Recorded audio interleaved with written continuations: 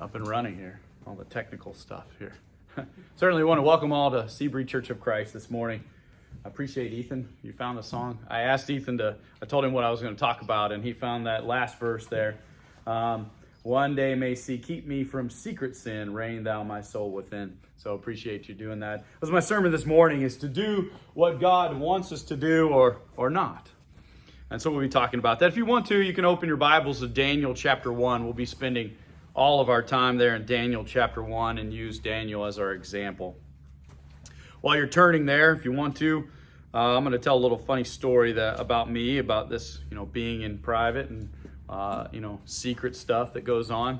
Early in my career, I was working, doing inspections for asbestos and mold and lead and all those different things when places would be sold, when things would be, built or torn down or what have you.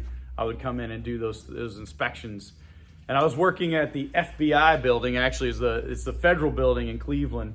And I think it's 30-some stories tall. And the FBI had taken up the top 2 stories, and they had moved out and built their own building. And I was there to inspect the area, and it was all empty. There were no desks or anything left. And we were climbing above ceilings and looking for asbestos and mold and lead. They were going to tear it all out. And I don't know how many of you have been to Cleveland, but there's a beautiful Lake Erie there, and the Sebree building, the federal building, looks out over that. And the first time I went there, my boss actually stood in one corner, and he said, I don't think I'd get anything done. I would just look out at this lake and look at the ships out there, and it was just kind of neat. And I remember I was thinking about that. I was walking across this open room. It was just me. There's one other guy working with me, but he was in another room. And I was walking along, and I'm just looking out these big windows. And out of nowhere, I trip and fall and hit the ground and hit it pretty hard. I wasn't paying attention, I guess. And I hop back up and I do the whole look around to make sure nobody saw me. Definitely, there's only one other person in the building, I think. And I'm just hoping he didn't see me. And, we've all done that before where you think, oh, man, I don't want to look like an idiot. About an hour later, the guy calls me over and he says, hey, I can't get in this one room. And I go over there to him, and he said, we're going to have to go downstairs to security and get a key for this room. So I walk all the way down to security, and I walk in the room, I knock on the door, and the lady looks at me like she knows me. And she kind of has a little smirk on her face. And I walk into the room there, and I said, I'm just here to get a key for upstairs the FBI area. And she says, oh, yeah. And I look at the screen, and she has a video screen of that area where I was walking through, and I'm sure she got to enjoy a little bit of entertainment of me following and hopping up and looking around and looking silly, but kind of realize that people are watching you. In the day and age now, seems like everybody's watching us. But what I want to talk about this morning is, what do we do when we don't think anybody else is watching? How are we acting when we go to a place where nobody knows who we are? I think about, you go off to college or you move to a new town. You can pretty much change who you are if you really want to, because nobody knows you there. You can act really how you want to.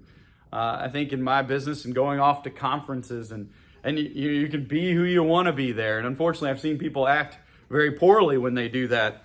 I think of Kim and I when we moved away to Washington, D.C. right after we got married. We didn't know anybody there. And church in that area is really far away. The nearest one was probably it was probably on 30 minutes as a drive, but it took an hour to really get there because of traffic. But where we lived, we're not going to run into anybody from church. We're not going to see anybody that's going to tell us, oh, I saw them doing this or I saw them doing that. Now that I'm a parent, I think about and I wonder about, maybe you have too, about how do your kids act when you're not around? What are they doing?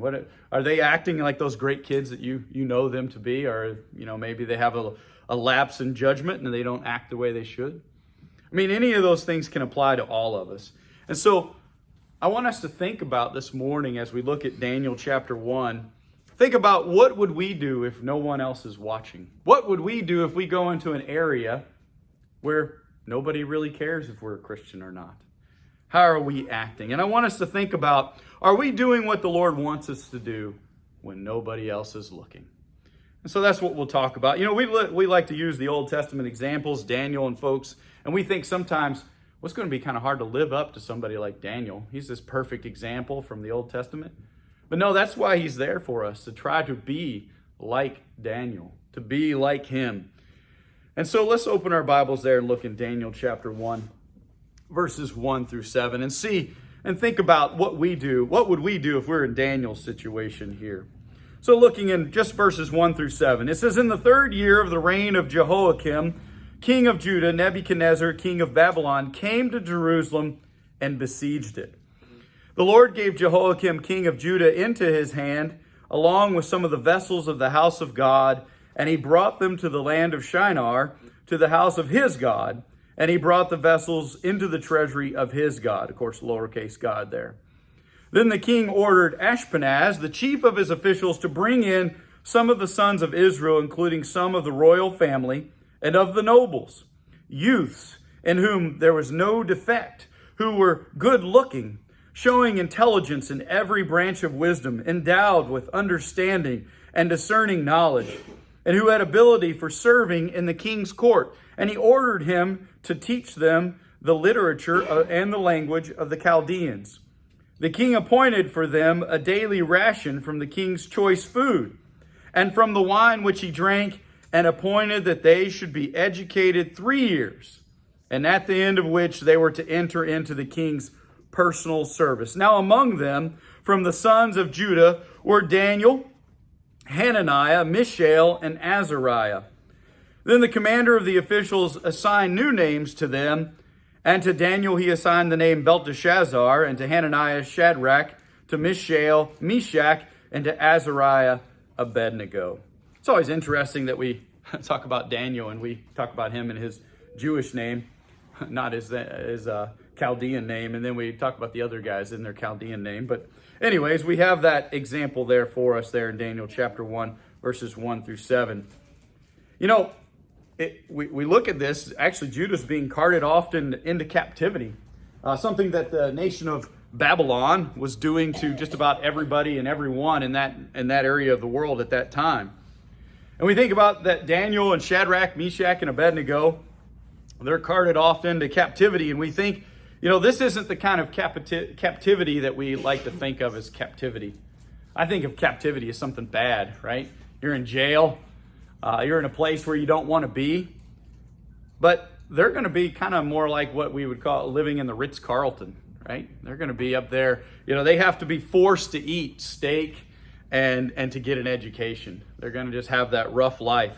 You know, if you really think about it and what was going on in Judah at the time, it might actually be better for them in Babylon than it was in Judah at that time with what was going on.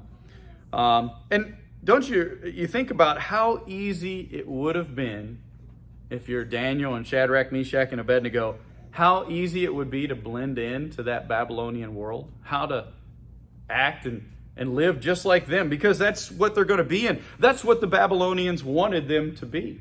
They wanted them to be like them. They wanted to take these smart, good-looking people, you know, just rough life, and blend them in with other smart, good-looking people and make them like themselves, to be like these king-level people. That sounds like a rough life, right? But it would be certainly easy just to go, well, this isn't so bad. This thing's pretty good, right? I get to eat the king's choice food. I get to live here in the king's castle. I get to get an education and learn a new language. You know, these guys are probably somewhere between 14 and 18 years old. They're young men, very easily influenced at that time in their life, and they get to go to like the best place in the world at the time and get to eat all kinds of food and do whatever they want to do. You think that, equate that to us. We live in a pretty easy, nice time. I mean, there's some strange things going on in the world, but we've got money, we've got food, we get to decide where we want to go eat after this. We have education just wherever we want to get it. We have all of those wonderful things that we can do, and it's really easy for us just to blend into the world around us and act like the rest of the world and be like the rest of the world.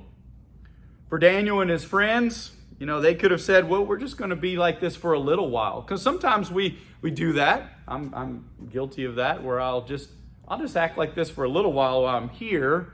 And then when I get out of here, I can go back and be myself. Daniel and his friends could say, well, maybe somebody else will come along and capture Babylon. Maybe somebody else will come along, which the Medes and Persians did about 70 years later. Something like that, if I remember correctly. And I think as a Christian, we get caught into that. We start acting a certain way in certain places. I'll act this way at school. I'll act this way at work. I'll act this way with this friend. And is that what God wants us to do? Is that what Christ commanded us to do in Matthew chapter 5? Certainly the answer is no. We're to let our light shine, right? We shouldn't just blend in. In Matthew 5:13 through 16, it says, "You are the salt of the earth.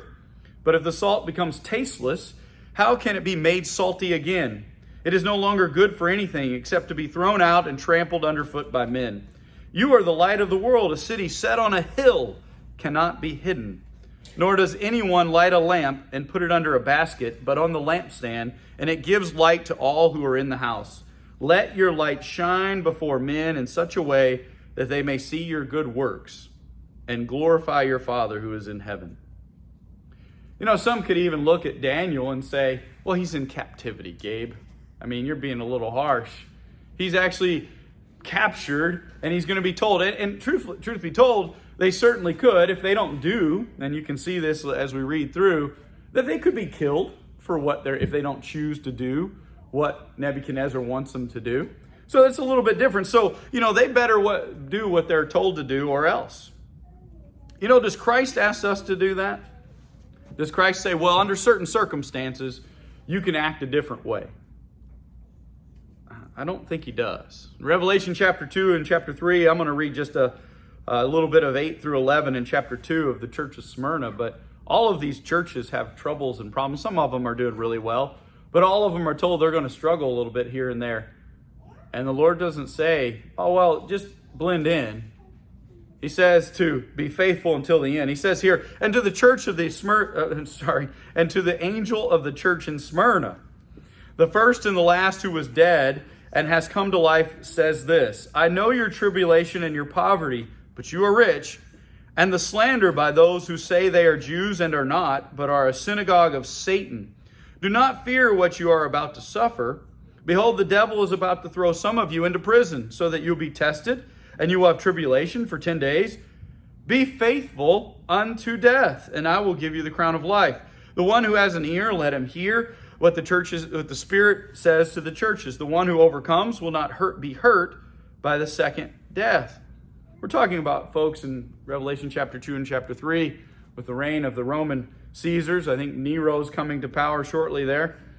And they're going to put out edicts to kill Christians, to get rid of them. And these people are facing persecution and death wherever they might go throughout that kingdom.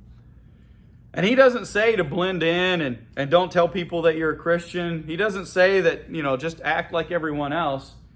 He says the opposite. He says, be faithful until the end, which requires us to act and live the way the Lord wants us to. And that may be contrary to the world around us. So no matter what, we are to stay faithful until the end. No matter what we're faced with, no matter what we struggle with, we're to be faithful to the end. And that's what Daniel and his friends are trying to do. They want to stay true to God, to be faithful to the truth that they have been taught.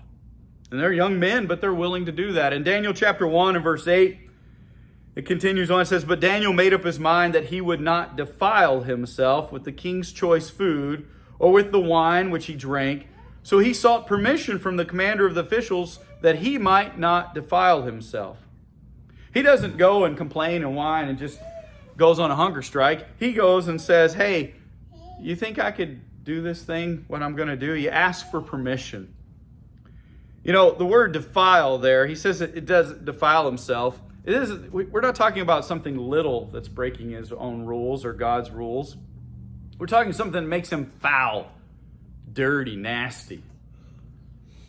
Something just polluted. And that's how Daniel viewed this as being in this court and asked to do that's different than what he's been told by God. Now we're talking about the Old Testament, and the Jews were commanded not to eat of certain things. We do not have those same commandments today, but it is a metaphor for what we have to worry about in our world. Then there are things that can defile us. Matthew chapter 15, verses 10 through 20. talks about Jesus talking to his disciples, and he's actually at first talking to the Pharisees. He says, after Jesus called the crowd to him, he said to them, hear and understand. It is not what enters the mouth that defiles the person, but what comes out of the mouth that defiles the person. When the disciples came and said to him, do you know that the Pharisees were offended when they heard this statement? But he answered and said, every plant which my heavenly Father did not plant will be uprooted. Leave them alone. They are blind guides of blind people. And if a person who is blind guides another who is a blind, both will fall into a pit. Peter said to him, explain the parable to us. Jesus said, are you also still lacking in understanding? Do you not understand that everything that goes into the mouth passes into the stomach and is eliminated? But the things that come out of the mouth come from the heart, and those things defile the person. For out of the heart come evil thoughts, murders, acts of adultery, other immoral sexual acts, thefts, false testimonies, and slanderous statements. These are the things that defile the person. But to eat with unwashed hands does not defile the person. That's what Christ was talking to his apostles, or his disciples were accused of eating without washing their hands by the Pharisees, and he was defending them. And he was explaining to them what being defiled is. And Daniel sees it a little bit different, but we can look at it and see that Daniel sees that if I take this step by eating the king's food, which goes against what God's commanded me to do, where else do I draw the line? Same thing happens to us. You know, if I choose to act like my coworkers and just join in, well, where do I draw the line? You know, that's fine that time. What's next? We just keep pushing that line and pushing that line.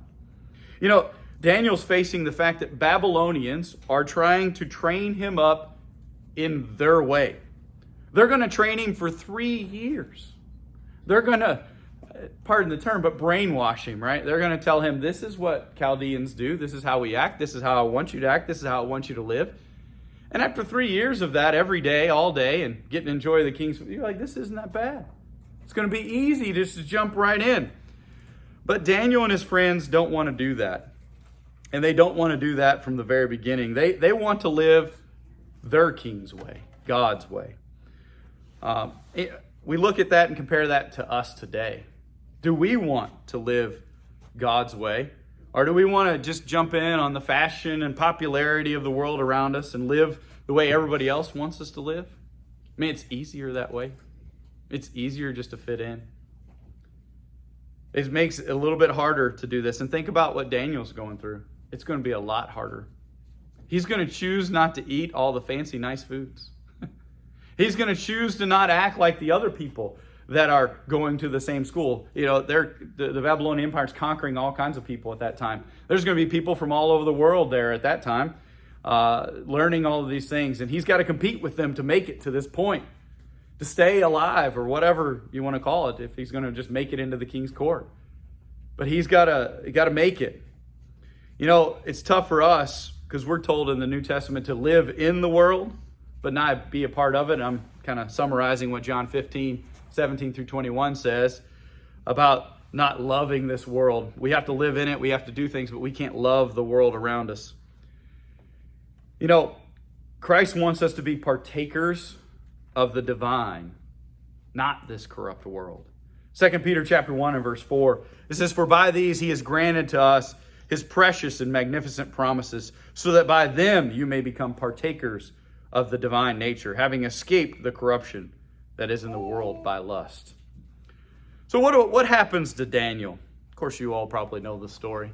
What happens to Daniel in Daniel chapter 1? We'll begin in verse 9 and pick up with the rest of his story and see how it turns out. In verse 9, it says, now God granted Daniel favor and compassion in the sight of the commander of the officials. And the commander of the officials said to Daniel, I'm afraid of my lord the king, who has appointed your food and your drink. For why should he see your faces looking more haggard than the youths who are your own age? Then you would make me forfeit my head to the king. So the guy they've gone to say, hey, you know, I'd like to try this. I want to try this thing. He's like, well, I fear for my life. If I do this and you don't look right, well, they'll blame me. And they'll probably kill him and Daniel and his friends. But Daniel said to the overseer, whom the commander of the officials had appointed over Daniel, Hananiah, Mishael, and Azariah, please test your servant for 10 days. I think Daniel's a good negotiator here. He said, test your servant for 10 days and let us be given some vegetables to eat and water to drink. Then let our appearance be observed in your presence and the appearance of the youths who are eating the king's choice food, and deal with your servants according to what you see. So he's like, all right, hey, if it doesn't work out, you can force us to do this. But this is what, just give it a shot. Let's see what happens. So he listened to them in this matter, and he tested them for 10 days. At the end of 10 days, their appearance seemed better, and they were fatter than all the youths who had been eating the king's choice food. So the overseer continued to withhold their choice food and the wine they were to drink, and kept giving them vegetables. As for these 4 youths, God gave them knowledge and intelligence in every branch of literature and wisdom. Daniel even understood all kinds of visions and dreams. Then at the end of the days, or the 3 years, which the king had specified for presenting them, the commander of the officials presented them before Nebuchadnezzar. The king talked with them, and out of them all not one was found like Daniel, Hananiah, Mishael, and Azariah. So they entered the king's personal service. As for every matter of wisdom and understanding about which the king consulted them, he found them 10 times better than all the magicians and conjurers who were all in his realm. And Daniel continued until the first year of Cyrus the king. I think if we just do what God wants us to do, does it always work out perfectly the way we think it should go? No. But God certainly will bless us. And our point today, we're thinking about living for that next life, living for that time in heaven. What we're going to do here in heaven will decide what's going to happen to us if we get to go to heaven or not. Look at verse 19. Wouldn't it be nice to hear from our King, from God, the God in heaven, where he says, no one was found like, fill in your name there, like he says for Daniel, Hananiah, Mishael, and Azariah. No one was found like Gabe in all of the kingdom. And we are 10 times better. That's certainly something that I want my God to say rather than some man here on earth. And I think we will all fare well. I think the next words after that will be, all right, enter into my rest here. And that's something that we should be thinking about. Because in Mark 8, 36 through 38 says, for what does it profit a man to gain the whole world and forfeit his soul? For what will a man give in exchange for his soul? For whoever is ashamed of me and my words in this adulterous and sinful generation, the Son of Man will also be ashamed of him when he comes in the glory of his Father with the holy angels. I definitely don't want to let the Lord down. I don't want the Lord to be ashamed of me. So we don't need to be ashamed of him while we're living in this life. While we have these opportunities to not blend in, to be the Christians that we need to be. We're not asking you to wear wild and crazy clothes and look weird and stand in a funny position out on the street corner. Just acting to live differently, because we are. If we're obeying God's commands, if we're doing our best to not sin, if we have a clean mouth, if we say kind things to people, you realize you're different than everybody else around you. If you just act and live the way the Lord wants us to, we're going to be different. So how do we act when no one else sees us? How do we act when we're hanging around people that don't really care if we're Christians or not? That's something I wanted to think about today. Hopefully it'll be a good lesson for you to think about as you go forward. How are we acting when nobody sees us except for God? How do we act? Hopefully we're going to be like Daniel and his friends and do what God's commanded us to do, and we live our lives fully for the Lord. This morning, if you haven't been baptized, then you can't do that because you're not a part of the kingdom. If you have that desire, you certainly can do that. We can figure out how to make that happen. But if maybe you've been baptized and maybe you've kind of fallen into blending in. And if you need help getting out of that, certainly we can do that this morning as well. By praying, by studying, doing what we can to help you get back on the right path. If you have need of any of those things, please come forward as we stand and we sing. We walk, we